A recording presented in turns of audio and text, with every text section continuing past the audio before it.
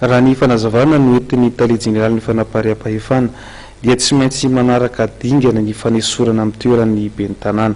Anisan'ny antony nangatana izay fanazavana izay fampiatona tamin'ny asany ireo ben'ny tanàna ny Mahajanga sy Toamasina. Teo jerentsika ary ny sary. Ben'ny tanàna roa amin'izao fotoana izao no nahaton'ny filakevitra ny tanàna amin'ny asany. Anisan'izany ny tanàna ao an-drenivohitry Mahajanga sy Toamasina. No narin'ny tare jeneraly ny fanapariam-pahefana nefa fa maro ny dingana tsy maintsy lalovana milohany ny fanesorana tanteraka ben'ny tanàna. Fanesorana ben'ny tanàna izay miainga ao anivon'ny filakevitra sy ava ho hiatrany ny tare jeneraly ny fanapariam-pahefana tamin'ny alalan'ny Antso Antaroby. Ny tena voalazan'ny lalàna zany dia ny conseil aloha zany ny tena manomboka azy. Zany ny conseil zany ny filan-kevitra zany ny organe délibérant amin'ny commune zany no mangataka manao délibération mangataka fampiatona ny ben'ny tanàna. Dia rehefa vita izay délibération zay dia alefany eo amin'ny solon-tenam-panjakana eo an-toerana.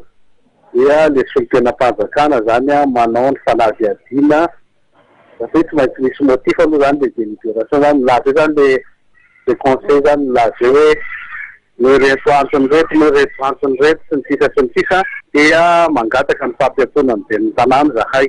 Dia ireny le antonantony rehetra izay voalazalaza ny conseil reny zany anaovan'ny solon-tenam-panjakana fanadihadiana. District na préfet arakarak'le izy raha ohatra moa izy amina faritra misy préfet de police dia ny préfet de police raha amin'ny faritra misy préfet izy dia ny préfet raha faritra district fotsiny izy dia ny chef de district manao ny fanadihadiana. Rehefa vita izay fanadihadiana zay dia manao an'ilay antsoina hoe rapport circonstancié ny chef de district na ny préfet de police alefany etỳ ministère-ny atitany.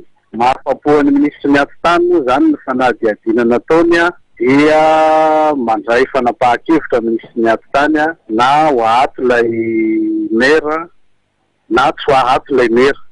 Mety mitombina ve sa tsy mitombina fiveriny azy na mbola mampanao fanadihadiana amboniny izy ohatra hoe contre enquête zany.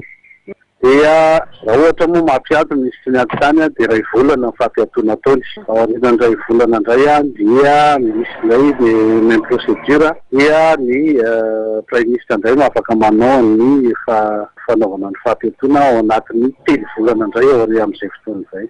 Taorian'ny fampiaton'ny filakevitry ny tanàna amin'ny commune Mahajanga sy Toamasina andrasana ny mety ho toy ireo raharaha ireo.